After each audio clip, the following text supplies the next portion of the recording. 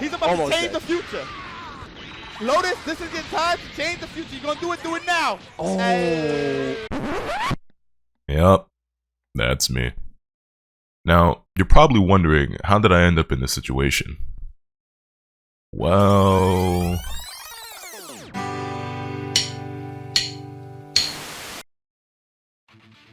What's good, ladies and gentlemen? Welcome back to the channel. I'm LotusAsakura, the one who never knows best, and today I'm here to talk to you about my experience competing in the City of Mayhem Dragon Ball FighterZ online tournament. Now, this is actually technically, I guess, the second online tournament I've ever been a part of, but this is by far the bigger one, and as far as you guys know, this is my first tournament.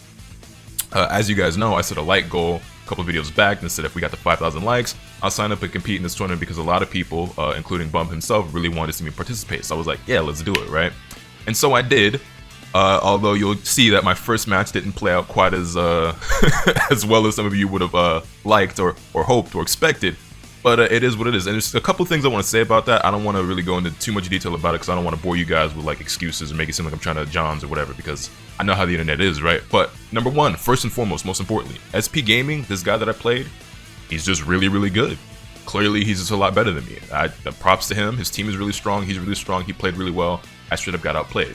And the second thing is, a lot of people were chalking up this loss, particularly because I did lose to him 2-0 in my very first match, and then I got sent to losers bracket, right? So I wasn't out, but I had to fight my way through losers. But a lot of people were chalking up the tournament nerves, and I don't think it was a matter of tournament nerves. If anything, I was really hot and flustered, and I mean hot in the literal sense. I got really flustered because my power went out literally right before I was supposed to play, and like I started panicking because I was like, there's hundreds of people in the chat, thousands of people watching, so many people that were like typing my name and cheering for me in the chat, giving me all this energy, all this support. I was telling YouTube and Twitter and everybody like, yo, come in, come through, the tournament's about to start off, you know, I'm gonna be participating. And then my power went out, and immediately I saw hundreds of people like flooding the chat with disappointment, and then like the other half of the chat was just like, oh, he got scared, he got cold feet, he's running away. And I'm just like, there's just no way, because no one's gonna believe me talking about my power just suddenly conveniently went out. And it is way more to it than that. But basically, you know, I scrambled, I panicked, I got everything back up and running, and then like by the time I got my power back on, they delayed my match. I was able to play second as opposed to being the first match. And yeah, I was supposed to be recording this live. I was gonna do live commentary of this match, and then, you know, just not talk as much as I usually do in my YouTube videos. But it was a lot going on. People hit me up on Twitter, people calling me on Discord. My power went out. I actually ended up letting a bee fly into my house. But again, I don't want to get into too much detail because it sounds so ridiculous. I'm like, no one's ever gonna believe everything I just went through prior to this tournament. So like, let's just try to calm down, collect our thoughts. I'm gonna turn off all my lights. I'm gonna turn off the camera. I'll do post-com. I'll turn on my fan. I'll turn up the volume, and I'm just trying to focus and get my head in the game. But as you can see in this first match, I didn't quite gather my composure. But again, this guy, SP Gaming, not someone I was familiar with prior to going into this, but he's just really good. He played really, really well. He played really well. I don't think I would have gotten perfected had I not just gone through everything that's happened. Because honestly, this is the first time I've ever been perfected in the history of Dragon Ball FighterZ. I have played Nokami. I have played Hook Gang God. I have played Sonic Fox. I have played best, as far as American players go, I've played all the best players in this country. I've never been perfected. But it is what it is. You can see my spark got baited here. I knew I wasn't going to die here because I was in sparking, so I knew I was going to live, but I figured he was going to call in Kid Buu or GT for the level 3, and then the mix-up was probably going to kill me. As you already know, that did end up happening. But yeah, I got really flustered. It wasn't tournament nerves. Like, that was the last thing. Because to me, like, as far as I'm concerned, I'm just playing the game online like I always do. It wasn't a big deal to me. I'm just like, yeah, let's do this. Let's have fun. But that's how it turned out. And after that first game, I just kind of like reeled back in my chair, and I was like, damn, I know everyone in the chat is like really disappointed right now. I was like, okay, let's shake it off. It ain't no thing. Like, this is a bunch of bullshit I just went through, and like I'm sweating, but it's like, all right, first game is what it is. It happened. Let's get over it. Now my goal in this match is to literally just not get perfected. So you'll see him just like trying to air him.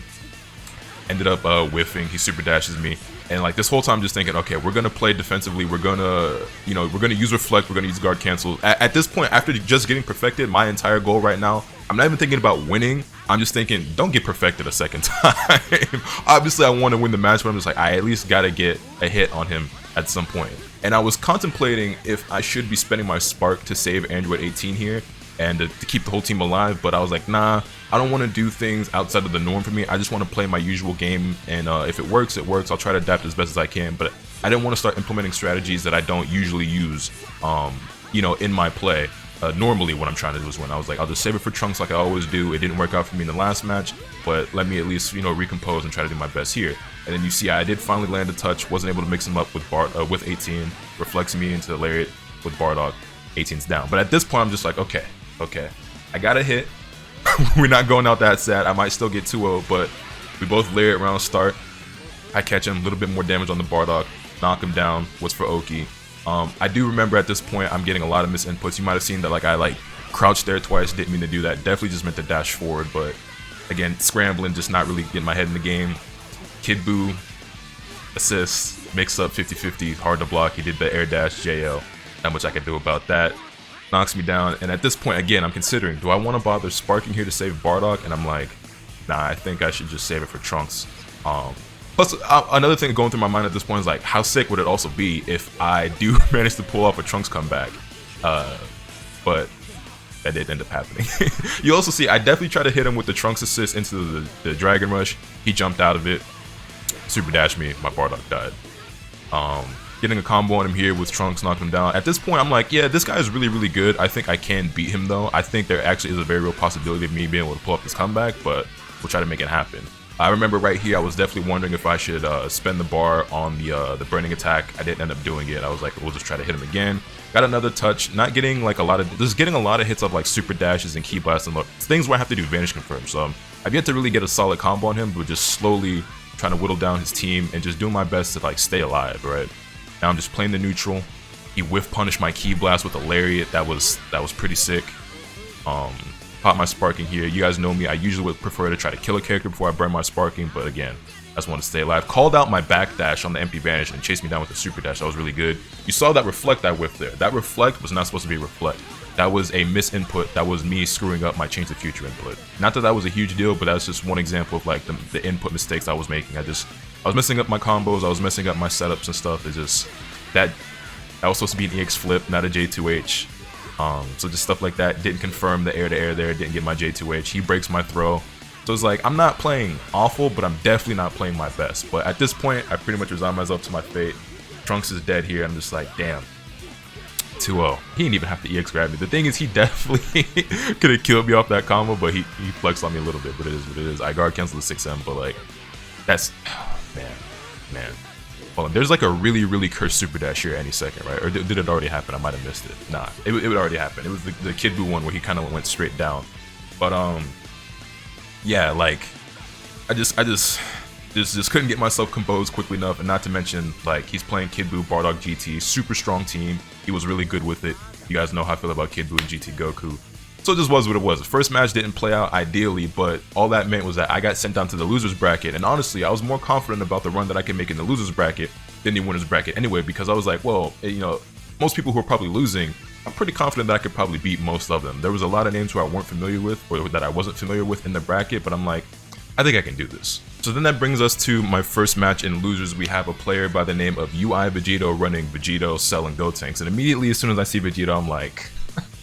It would be my luck that I went through what I went through prior to my first match, go 0-2, and then I run into a Vegito player in losers and get eliminated. Now, here's the thing, right? I undersell myself a lot in this game. I always talk about how trash I am, and I was making plenty of jokes about going 0-2. But at no point did I genuinely believe I was going to go 0-2. I undersell myself to balance out all the people who like hype me up and gas me up. Realistically, I know where I stand as a player, and I'm fairly confident against most people that I fight. I do understand that I'm probably better than most people who play this game, but when you're competing, you're not dealing with most people. You're dealing with that top percentage, those people who are really, really good. So I didn't actually expect to go 0-2 in pools, or not necessarily pools, but just the tournament in general. But when I saw this Vegito after being set to losers bracket, I was like, it very well might be the case. That team is super strong. I would know. I watch a lot of Subatomic Sabers compete. Really strong player out of SoCal. Or is he NorCal? I'm pretty sure it's SoCal. Really strong player out of SoCal who does work with this team. And you can see I'm getting hit with these resets, these command grab resets, and they're like, he's catching me slipping. And he's making really good use of the Gotenks assist, which is something that I wasn't really used to because I hadn't never seen it get used the way he was doing it, especially the way he was confirming it with like super dashes and stuff. It was like new to me. And after Bardock got rocked there, I'm just like, oh, come on, Lotus, you gotta get it together. Now, it is worth noting, in between this match and my first match, like in between this and SP Gaming, I had maybe 15-20 minutes before I played this game, so I had plenty of time to cool off, both in the literal and figurative sense. Like I said, I turned my fan up to full blast, cooled down, I wasn't sweating anymore. I was just like, alright, calm, took some deep breaths. I'm like, I can do this. I'm not going 0-2. I'll definitely make it decent ways in the loser's bracket, and that's what you guys are going to see here. So you see I get the air on Cell, knock him up, knock him down. I think I throw out some key blasts here, try to bait a super dash. He didn't take the bait, so I super dashed at him. And again, all that's going through my mind right now is like, I like Cell got tagged out, so I'm not even focused on the blue life. I'm just like, I want to get rid of that Vegito as quickly as possible. You guys know me. I hate blue hair characters. I hate Vegito. Vegito is like my second least favorite character in this game, maybe first, tied with like Z Broly. So my biggest concern is getting rid of the Vegito. I'm like, if I can get rid of Vegito, even though Cell and Gotenks are strong characters, I can deal with them. Like they're not a threat to me. But he was messing me up, bro. He was definitely getting the best of me. Like I said, the resets he was doing with the command grab, he was playing solid enough. He was getting more touches than I was. And then like again, the super dash and calling the Gotenks assist, and I actually got caught by the Gotenks assist, and he got a full conversion off of it. And then down goes my Android 18. So at this point, it's looking pretty bleak. This guy's playing pretty solid. He seems to know what he's doing, and I'm just like, there's no way I'm going out like this, dog. And then, you know what had to happen. Full health Trunks, Sparking Blast, Limit Break. I'm like, okay, I couldn't get it done against SP Gaming. And this match isn't on stream, by the way. Like, this one's being played off stream, so it's just he and I. So even more so than me playing against SP Gaming, this is just like, I'm just sitting in my room playing online like I always do, and I'm like, it's time. It is time. Trunks come back inbound.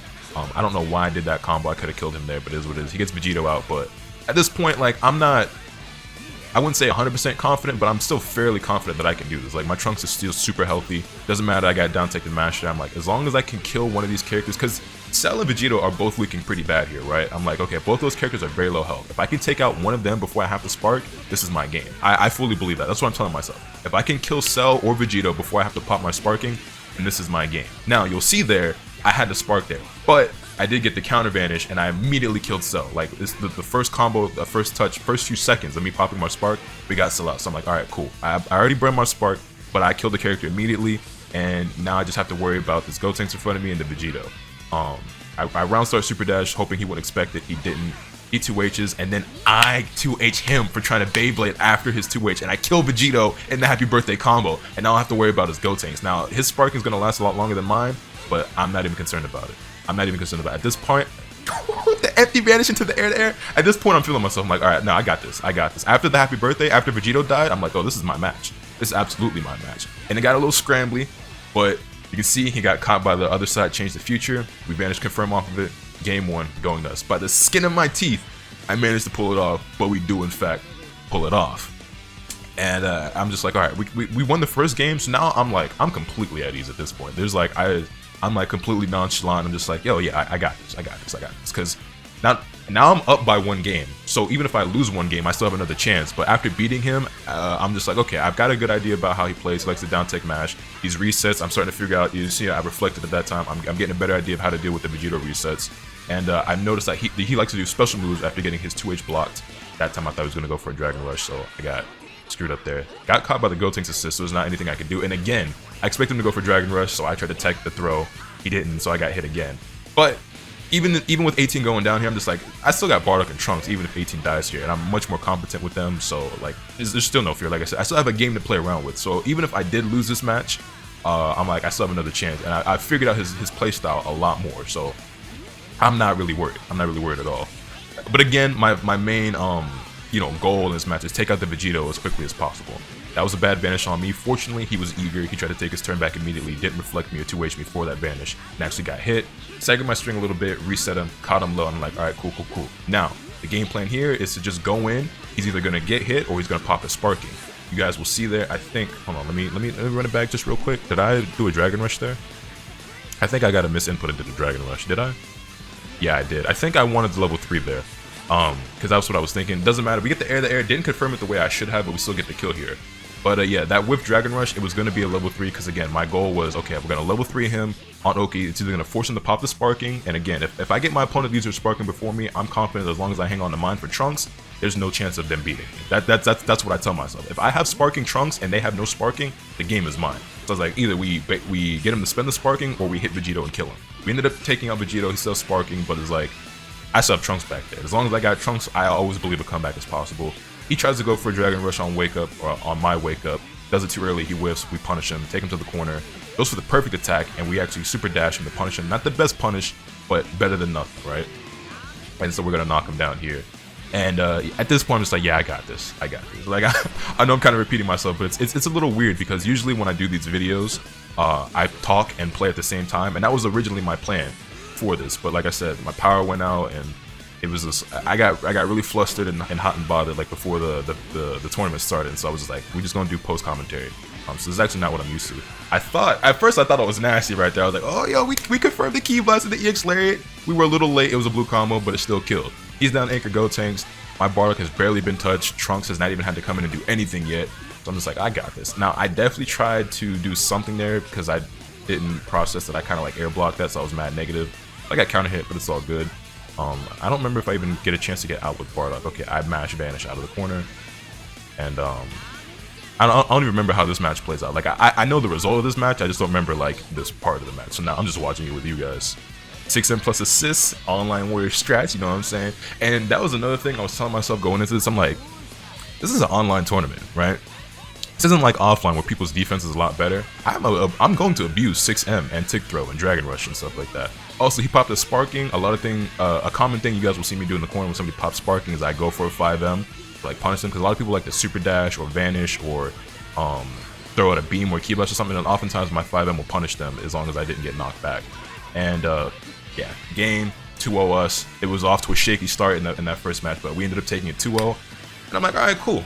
I'm thinking at this point that I'm actually going to be able to, you know, make a pretty solid run through losers bracket as expected. Because like I said before, even though I oftentimes undersell myself as a player, in reality, I know where I stand. I only downplay myself just because so many other people hype me up. Like even in Bump's chat, like before the tournament got started, I saw hundreds of you in the chat like, yo, I'm here for Lotus. Did Lotus play yet? Yo, let's go Lotus. People spamming my Twitch emotes and stuff. Which, by the way, those of you who are still subscribed to the Twitch, even though I haven't been streaming lately, I'm gonna get back to that as soon as I can, but y'all are the illest. But yeah, I seen some people, oh, Lotus gonna take this free, Lotus got this, Lotus that. I'm just like, I'm gonna be real disappointed when I get beat up, and then I get perfected in my very first game. So like, I know that was a heartbreaker for a lot of y'all. For me, it wasn't a big deal. Like I definitely played a little bit better in the second game, and then through losers bracket, you guys will see, ended up making a pretty decent run.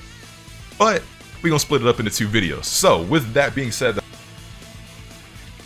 first 2 matches, I have a few more that I can show you guys because I did go on a bit of a winning streak in the losers bracket before I ended up being eliminated. But yeah, I ended up getting 25th place, if you guys care to know. 25th place out of 94 entrants, which to me is about what I expected. So you guys will get to see the matches themselves and hear my thoughts, and I'll talk more about the tournament and the experience and stuff in part 2 of the video. But I had a lot of fun, and I actually do want to compete in a lot more tournaments, whether they be online or offline in the future. So thank you guys all so much for your continued support, your love, the growth on the channel, and all that. And I'll do my best to get even stronger so that next time I compete in something like this, I can perform even better, and I won't get perfected next time. Let me know your thoughts in the comment section down below. Hit this video with a like if you enjoyed, subscribe if you haven't already, so you can stay tuned for all the awesome content I'll bring you. With all that being said, that's pretty much all I have for today. And remember, let the cat too spin the bad. Later.